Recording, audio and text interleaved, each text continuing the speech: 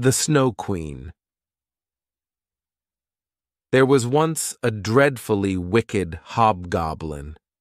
One day he was in capital spirits because he had made a looking-glass which reflected everything that was good and beautiful in such a way that it dwindled almost to nothing, but anything that was bad and ugly stood out very clearly and looked much worse. The most beautiful landscapes looked like boiled spinach, and the best people looked repulsive or seemed to stand on their heads with no bodies. Their faces were so changed that they could not be recognized, and if anyone had a freckle, you might be sure it would be spread over the nose and mouth. That was the best part of it, according to the hobgoblin. But one day the looking-glass was dropped, and it broke into 1,000,000 billion and more pieces.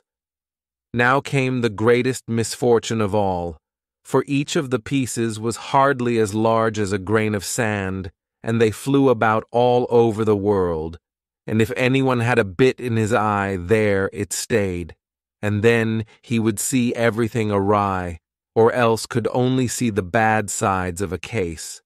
For every tiny splinter of the glass possessed the same power that the whole glass had. Some people got a splinter in their hearts, and that was dreadful, for then it began to turn into a lump of ice. The hobgoblin laughed until his sides ached, but still the tiny bits of glass flew about, and now we will hear all about it. In a large town where there were so many people and houses that there was not room enough for everybody to have gardens, lived 2 poor children. They were not brother and sister, but they loved each other just as much as if they were. Their parents lived opposite one another in 2 attics, and out on the leads they had put 2 boxes filled with flowers. There were sweet peas in it, and 2 rose trees, which grow beautifully, and in summer the 2 children were allowed to take their little chairs and sit out under the roses. Then they had splendid games. In the winter they could not do this, but then they put hot pennies against the frozen window panes and made round holes to look at each other through. His name was Dave, and hers was Raima. Outside, it was snowing fast. "Those are the white bees swarming," said the old grandmother. "Have they also a queen bee?" asked the little boy, for he knew that the real bees have one. "To be sure," said the grandmother. "She flies wherever they swarm the thickest. She is larger than any of them, and never stays upon the earth, but flies again up into the black clouds. Often at midnight she flies through the streets and peeps in at all the windows, and then they freeze in such pretty patterns and look like flowers." "Yes, we have seen that," said both children. They knew that it was true. "Can the Snow Queen come in here?" asked the little girl. "Just let her," cried the boy. "I would put her on the stove and melt her." The grandmother stroked his hair and told some more stories. In the evening, when little Dave was going to bed, he jumped on the chair by the window and looked through the little hole. A few snowflakes were falling outside, and one of the largest lay on the edge of one of the window boxes. The snowflake grew larger and larger until it took the form of a maiden dressed in finest white gauze. She was so beautiful and dainty, but all of ice, hard, bright ice. Still she was alive. Her eyes glittered like 2 clear stars, but there was no rest or peace in them. She nodded at the window and beckoned with her hand. The little boy was frightened and sprang down from the chair. It seemed as if a great white bird had flown past the window. The next day, there was a harder frost than before. Then came the spring, and then the summer, when the roses grew and smelled more beautiful than ever. Dave and Rama were looking at one of their picture books. The clock in the great church tower had just struck 5, when Dave exclaimed, "Oh, something has stung my heart, and I've got something in my eye." The little girl threw her arms around his neck. He winked hard with both his eyes, but no, she could see nothing in them. "I think it is gone now," said he, but it had not gone. It was one of the tiny splinters of the glass of the magic mirror which we have heard about, that turned everything great and good reflected in it small and ugly. Poor Dave had also a splinter in his heart, and it began to change into a lump of ice. It did not hurt him at all, but the splinter was there all the same. "Why are you crying?" he asked. "It makes you look so ugly. There's nothing the matter with me. Just look. That rose is all slug-eaten, and this one is stunted. What ugly roses they are." And he began to pull them to pieces. "Dave, what are you doing?" cried the little girl. When he saw how frightened she was, he pulled off another rose, and ran in at his window away from dear little Rima. When she came later on with the picture book, he said that it was only fit for babies, and when his grandmother told them stories, he was always interrupting with, "But," and then he would get behind her and put on her spectacles and speak just as she did. This he did very well, and everybody laughed.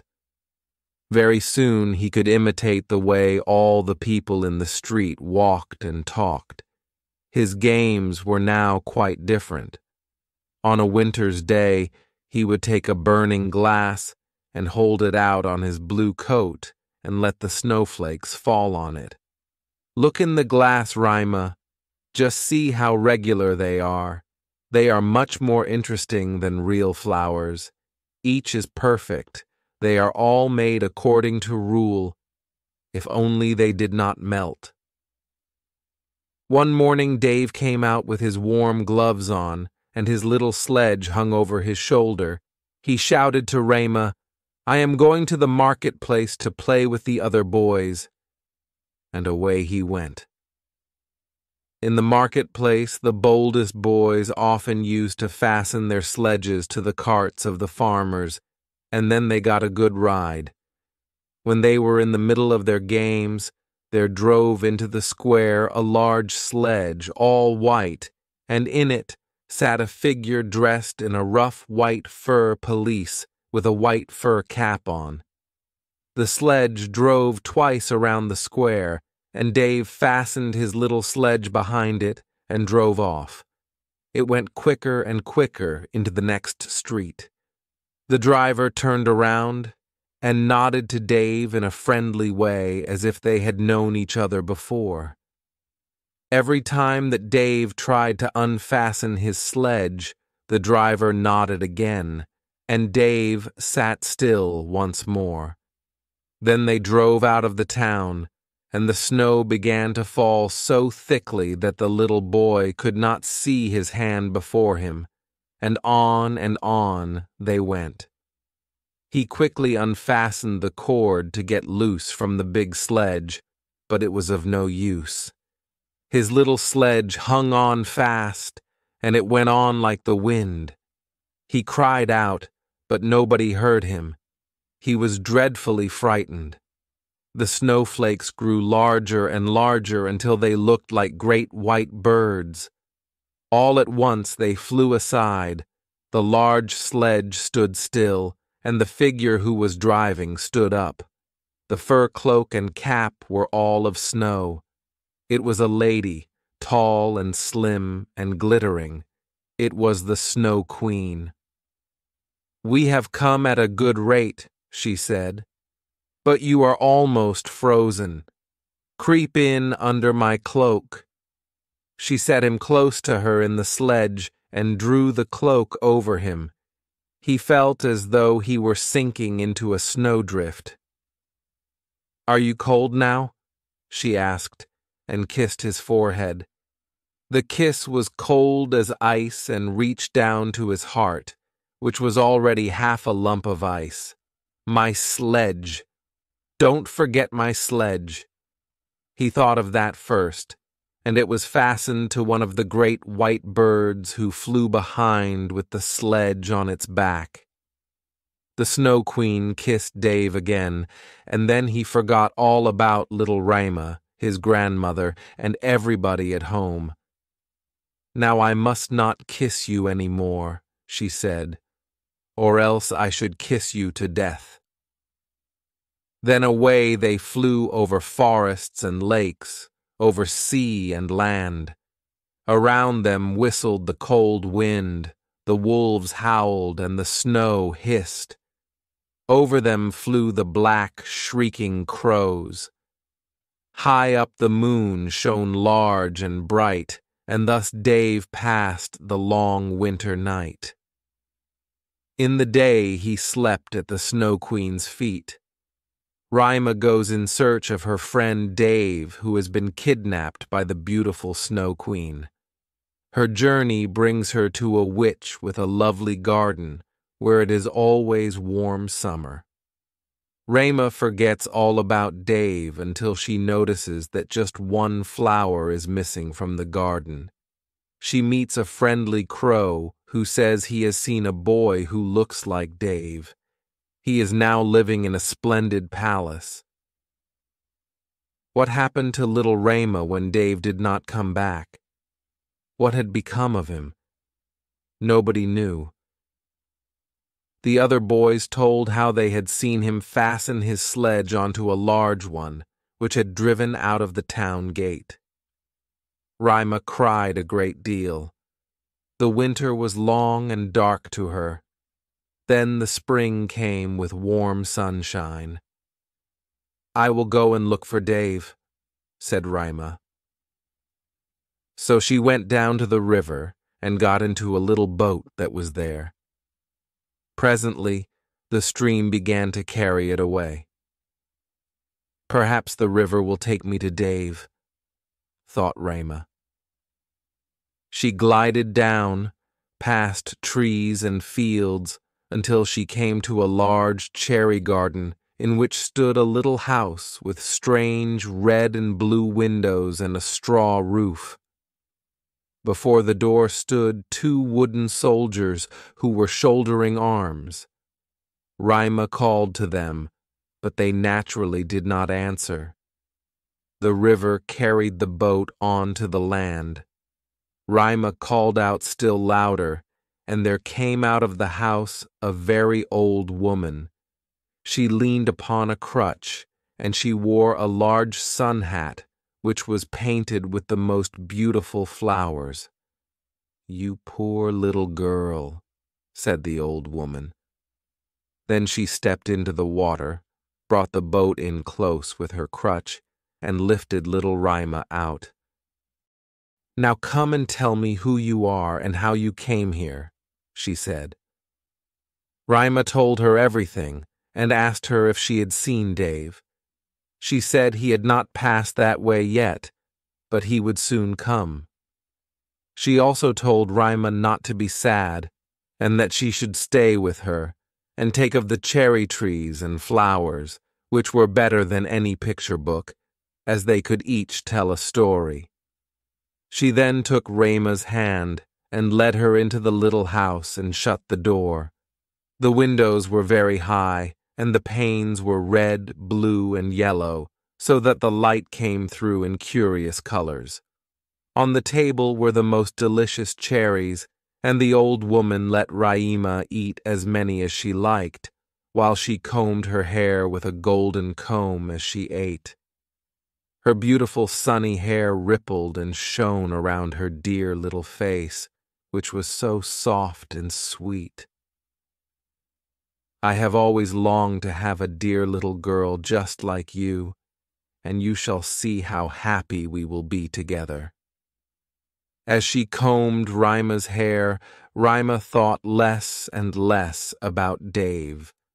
For the old woman was a witch, but not a wicked witch, for she only enchanted now and then to amuse herself, and she did want to keep little Rima very much. So she went into the garden and waved her stick over all the rose bushes and blossoms and all. They sank down into the black earth, and no one could see where they had been.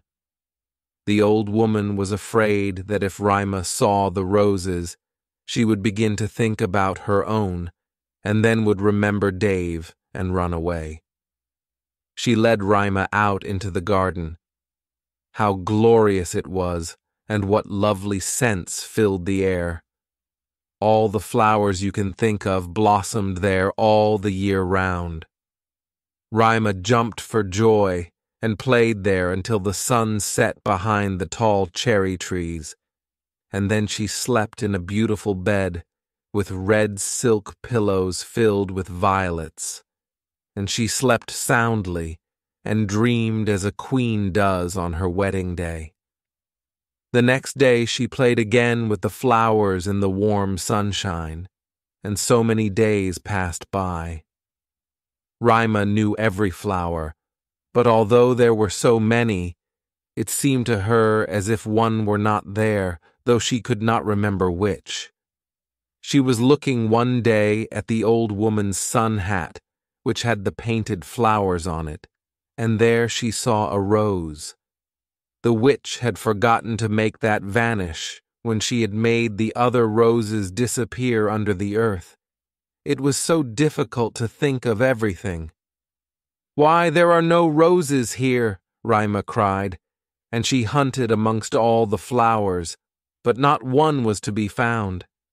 Then she sat down and cried, but her tears fell just on the spot where a rose bush had sunk, and when her warm tears watered the earth, the bush came up in full bloom just as it had been before.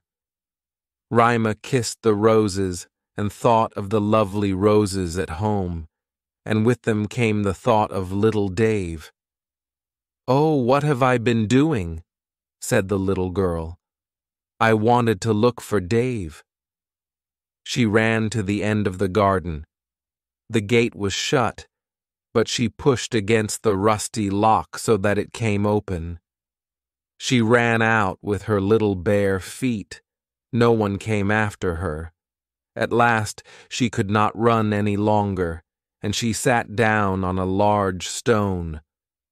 When she looked around, she saw that the summer was over. It was late autumn. It had not changed in the beautiful garden, where were sunshine and flowers all the year round. "Oh dear, how late I have made myself," Rima said.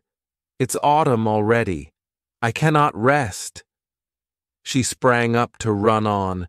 Oh, how tired and sore her little feet grew, and it became colder and colder. She had to rest again, and there on the snow in front of her was a large crow. It had been looking at her for some time, and it nodded its head and said, "Caw, caw, good day." Then it asked the little girl why she was alone in the world. She told the crow her story and asked if he had seen Dave. The crow nodded very thoughtfully and said, "It might be. It might be." "What? Do you think you have?"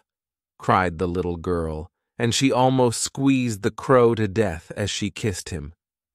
"Gently, gently," said the crow. I think it might be little Dave, but now he has forgotten you for the princess." "Does he live with a princess?" Rima asked. "Yes, listen," said the crow. Then he told her all he knew. "In the kingdom in which we are now sitting lives a princess who is dreadfully clever. She has read all the newspapers in the world and has forgotten them again. She is as clever as that. The other day she came to the throne, and that is not so pleasant as people think. Then she began to say, "Why should I not marry?" But she wanted a husband who could answer when he was spoken to, not one who would stand up stiffly and look respectable. That would be too dull. When she told all the court ladies, they were delighted. "You can believe every word I say," said the crow. "I have a tame sweetheart in the palace, and she tells me everything." Of course his sweetheart was a crow. The newspapers came out next morning with a border of hearts round it, and the princess's monogram on it, and inside you could read that every good-looking young man might come into the palace and speak to the princess, and whoever should speak loud enough to be heard would be well fed and looked after, and the one who spoke best should become the princess' husband. "Indeed," said the crow, "you can quite believe me. It is as true as that I am sitting here." Young men came in streams, and there was such a crowding and a mixing together. But nothing came of it on the first nor on the second day.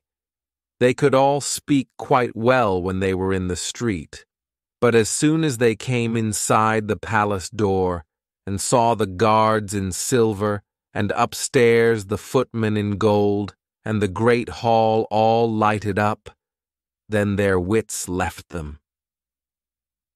When they stood in front of the throne where the princess was sitting, then they could not think of anything to say except to repeat the last word she had spoken, and she did not much care to hear that again. It seemed as if they were walking in their sleep until they came out into the street again, when they could speak once more. There was a row stretching from the gate of the town up to the castle. They were hungry and thirsty, but in the palace they did not even get a glass of water. A few of the cleverest had brought some slices of bread and butter with them, but they did not share them with their neighbor. "If he looks hungry, the princess will not take him," they thought. "But what about Dave?" Rama asked. "When did he come? Was he in the crowd? Wait a bit. We are coming to him." On the third day a little figure came without horse or carriage and walked jauntily up to the palace. His eyes shone as yours do. He had lovely curling hair, but quite poor clothes. "That was Dave!" cried Rama with delight. "Oh, then I have found him!" And she clapped her hands. "He had a little bundle on his back," said the crow. "No, it must have been his skates, for he went away with his skates."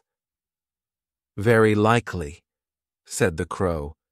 "I did not see for certain, but I know this from my sweetheart, that when he came to the palace door and saw the royal guards in silver, and on the stairs the footmen in gold, he was not the least bit put out. He nodded to them, saying, 'It must be rather dull standing on the stairs. I would rather go inside.' The halls blazed with lights. Counselors and ambassadors were walking about in noiseless shoes carrying gold dishes. It was enough to make one nervous. His boots creaked dreadfully loud, but he was not frightened. "That must be Dave," Rima said. "I know he had new boots on. I have heard them creaking in his grandmother's room." "They did creak, certainly," said the crow. And not one bit afraid, up he went to the princess, who was sitting on a large pearl as round as a spinning wheel. All the ladies in waiting were standing around, each with their attendants, and the lords in waiting with their attendants. The nearer they stood to the door, the prouder they were. "It must have been dreadful," said little Rama. "And Dave did win the princess?" I heard from my tame sweetheart that he was merry and quick-witted. He had not come to woo, he said, but to listen to the princess's wisdom. The end of it was that they fell in love with each other. "Oh, yes, that was Dave," said Rayma. "He was so clever. He could do sums with fractions. Oh, do lead me to the palace." "That's easily said," answered the crow. "But how are we to manage that? I must talk it over with my tame sweetheart. She may be able to advise us, for I must tell you that a little girl like you could never get permission to enter it." "Yes, I will get it," said Rayma. "When Dave hears that I am there, he will come out at once and fetch me." "Wait for me by the railings," said the crow, and he nodded his head and flew away. It was late in the evening when he came back. "Caw, caw," he said. "I am to give you her love, and here is a little roll for you." She took it out of the kitchen. "There's plenty there, and you must be hungry. You cannot come into the palace. The guards in silver and the footmen in gold would not allow it, but don't cry. You shall get in all right. My sweetheart knows a little back stairs which leads to the sleeping room, and she knows where to find the key." They went into the garden, and when the lights in the palace were put out one after the other, the crow led Rayma to a back door.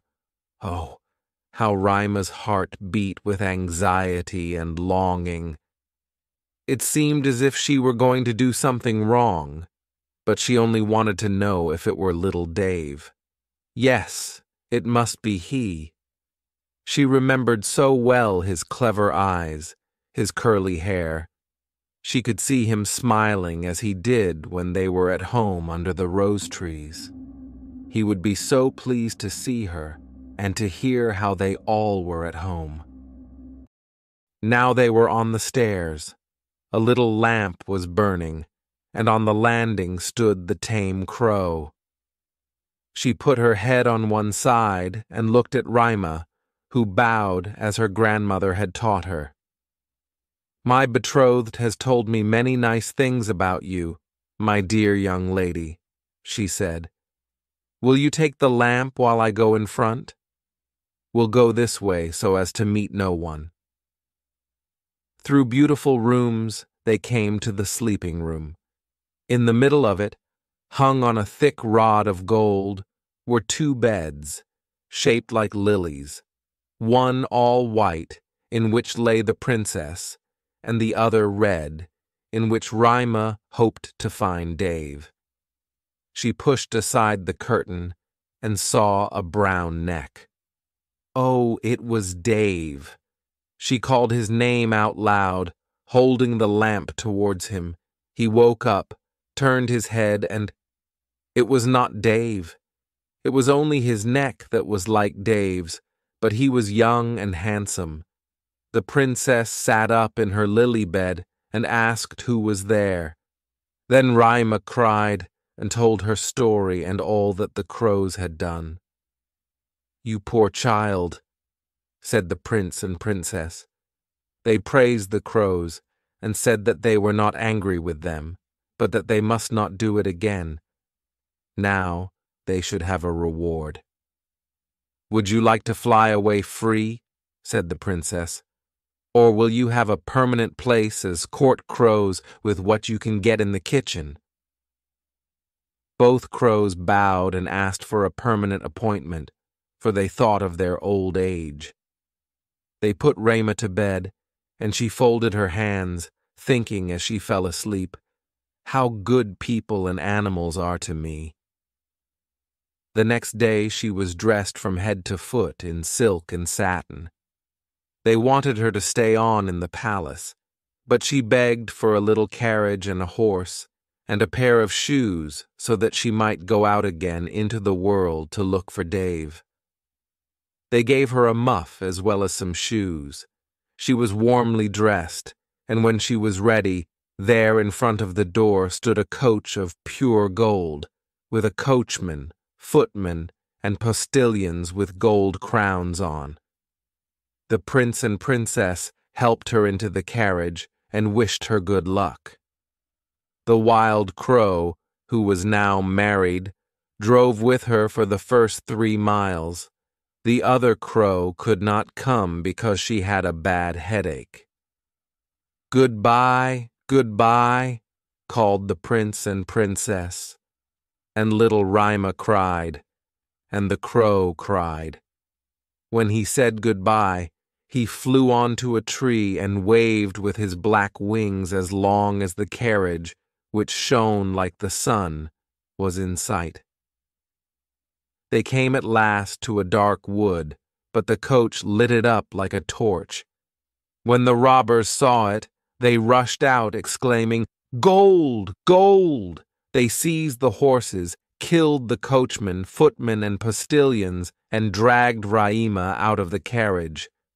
"She is plump and tender. I will eat her," said the old robber queen, and she drew her long knife, which glittered horribly. We left little Rima at the mercy of the robber queen, who had drawn her dagger and was about to kill her. But this is only the start of the third and final part of this magical story by Hans Christian Andersen, so presumably she must continue on her journey north to find her lost playmate, Dave.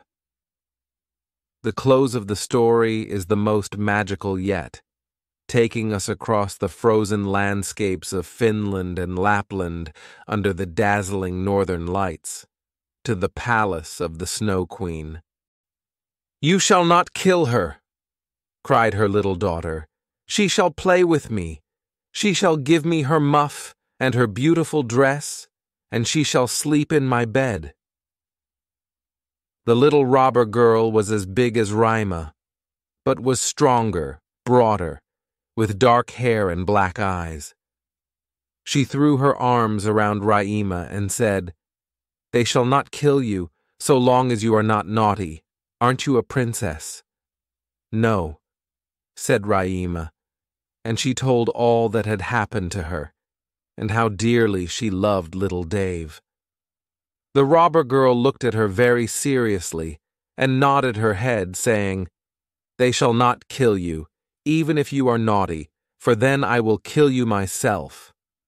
She dried Rima's eyes and stuck both her hands in the beautiful warm muff. The little robber girl took Rima to a corner of the robbers' camp where she slept. All around were more than 100 wood pigeons, which seemed to be asleep, but they moved a little when the 2 girls came up. There was also nearby a reindeer which the robber girl teased by tickling it with her long, sharp knife. Rima lay awake for some time.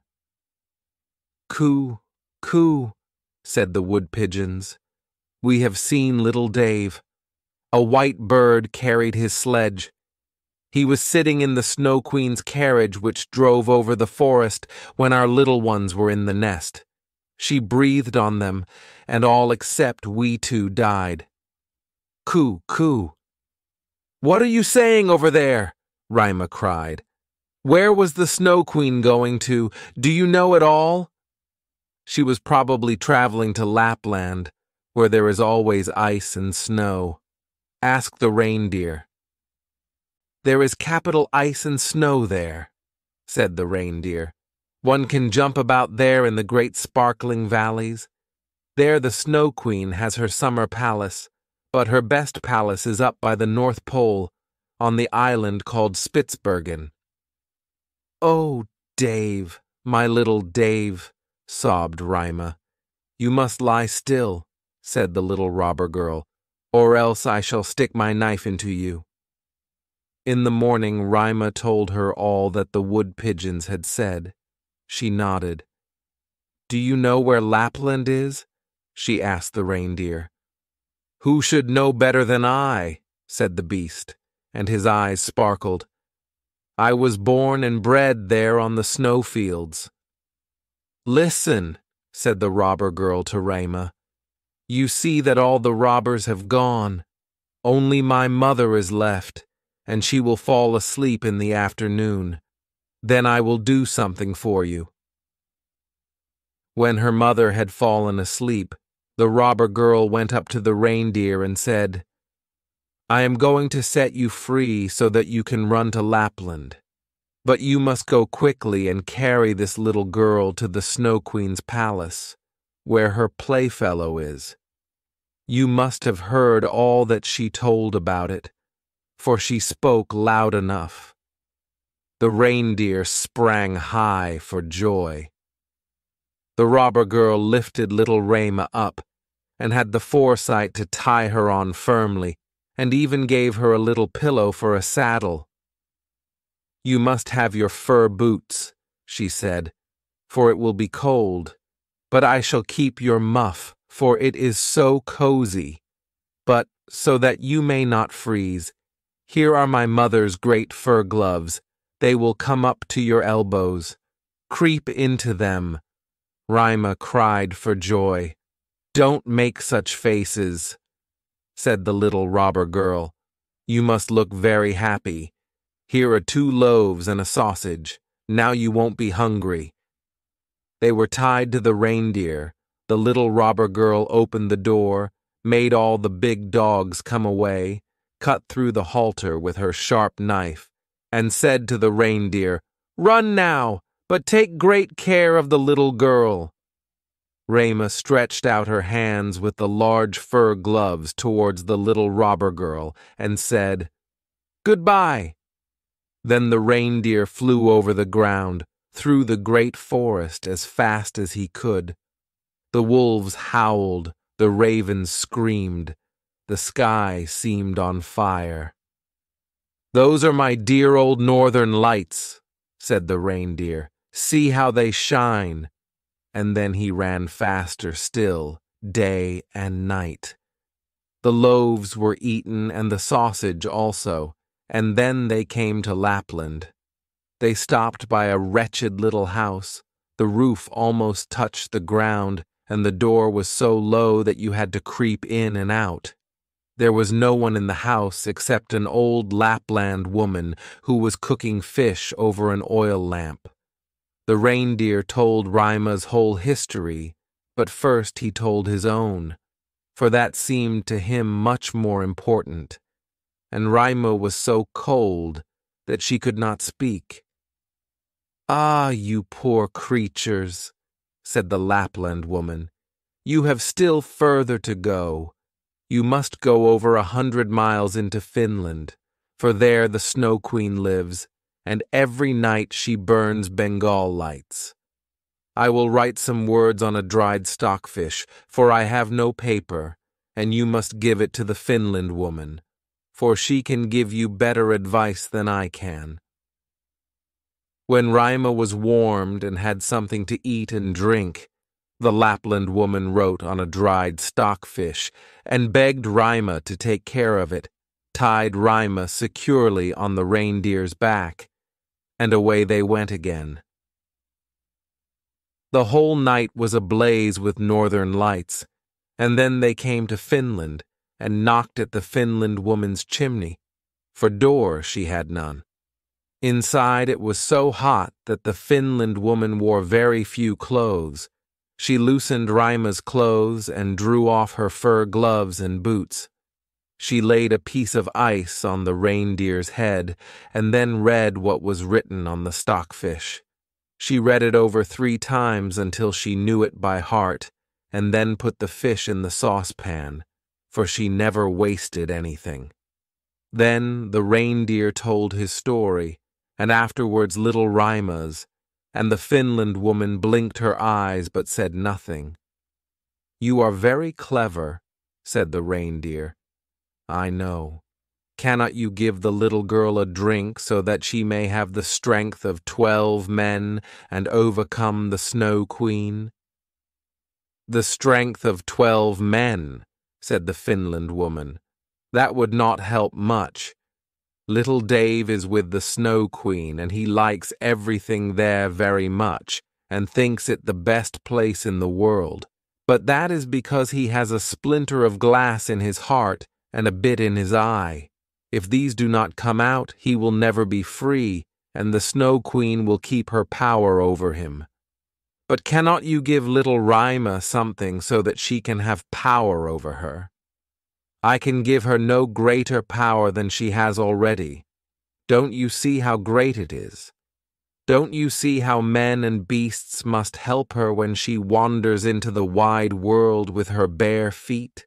She is powerful already, because she is a dear little innocent child. If she cannot by herself conquer the Snow Queen and take away the glass splinters from little Dave, we cannot help her. The Snow Queen's garden begins 2 miles from here. You can carry the little maiden so far, put her down by the large bush with red berries growing in the snow. Then you must come back here as fast as you can. Then the Finland woman lifted little Rima on the reindeer, and away he sped. "Oh, I have left my gloves and boots behind," Rima cried. She missed them in the piercing cold, but the reindeer did not dare to stop. On he ran until he came to the bush with red berries. There he set Rima down and kissed her mouth, and great big tears ran down his cheeks, and then he ran back. There stood poor Rima, without shoes or gloves in the middle of the bitter cold of Finland. She ran on as fast as she could. A regiment of gigantic snowflakes came against her, but they melted when they touched her, and she went on with fresh courage. Now we must see what Dave was doing. He was not thinking of Rima, and never dreamed that she was standing outside the palace. The walls of the palace were built of driven snow, and the doors and windows of piercing winds. There were more than 100 halls in it, all of frozen snow. The largest was several miles long. The bright northern lights lit them up, and very large and empty and cold and glittering they were. In the middle of the great hall was a frozen lake, which had cracked in 1,000 pieces. Each piece was exactly like the other. Here the Snow Queen used to sit when she was at home. Little Dave was almost blue and black with cold, but he did not feel it, for she had kissed away his feelings, and his heart was a lump of ice. He was pulling about some sharp, flat pieces of ice and trying to fit one into the other. He thought each was most beautiful, but that was because of the splinter of glass in his eye. He fitted them into a great many shapes, but he wanted to make them spell the word love. The Snow Queen had said, "If you can spell out that word, you shall be your own master. I will give you the whole world and a new pair of skates." But he could not do it. "Now I must fly to warmer countries," said the Snow Queen. "I must go and powder my black kettles." This was what she called Mount Etna and Mount Vesuvius. It does the lemons and grapes good. Off she flew, and Dave sat alone in the great hall trying to do his puzzle. He sat so still that you would have thought he was frozen. Then it happened that little Rima stepped into the hall. The biting cold winds became quiet, as if they had fallen asleep when she appeared in the great, empty, freezing hall. She caught sight of Dave. She recognized him and ran and put her arms round his neck, crying, "Dave, dear little Dave, I have found you at last." But he sat quite still and cold. Then Rima wept hot tears which fell on his neck, which thawed his heart and swept away the bit of the looking-glass. He looked at her, and then he burst into tears. He cried so much that the glass splinter swam out of his eye. Then he knew her, and cried out, "Rima, dear little Rima, Where have you been so long? Where have I been?" And he looked round him. "How cold it is here! How wide and empty!" He threw himself on Rama, and she laughed and wept for joy. It was such a happy time that the pieces of ice even danced round them for joy. And when they were tired and lay down again, they formed themselves into the letters that the Snow Queen had said he must spell in order to become his own master and have the whole world and a new pair of skates. Raima kissed his cheeks, and they grew rosy. She kissed his eyes, and they sparkled like hers. She kissed his hands and feet, and he became warm and glowing. The Snow Queen might come home now. His release, the word love, stood written in sparkling ice. They took each other's hands and wandered out of the great palace. They talked about the grandmother and the roses on the leads. Wherever they came, the winds hushed and the sun came out. When they reached the bush with red berries, there stood the reindeer waiting for them. He carried Dave and Rama first to the Finland woman, who warmed them in her hot room and gave them advice for their journey home. Then they went to the Lapland woman, who gave them new clothes and mended their sleigh. The reindeer ran with them until they came to the green fields fresh with the spring green. Here he said goodbye. They came to the forest which was bursting into bud, and out of it came a splendid horse which Raima knew. It was the one which had drawn the gold coach ridden by a young girl with a red cap on and pistols in her belt.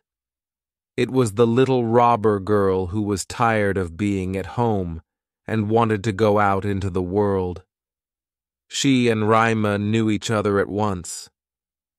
"You are a nice fellow," she said to Dave. "I should like to know if you deserve to be run all over the world." Raima patted her cheeks and asked after the prince and princess. "They are traveling about," said the robber girl. "And the crow?" Raima asked. "Oh, the crow is dead," answered the robber girl. "His tame sweetheart is a widow and hops about with a bit of black crepe around her leg. She makes a great fuss, but that's all nonsense. But tell me what happened to you and how you caught him." Dave and Raima told her all. "Dear, dear," said the robber girl, shook both their hands, and promised that if she came to their town, she would come and see them. Then she rode on. Rama and Dave went home hand in hand. There they found the grandmother, and everything just as it had been, but when they went through the doorway, they found they were grown up. There were the roses on the leads. It was summer, warm, glorious summer.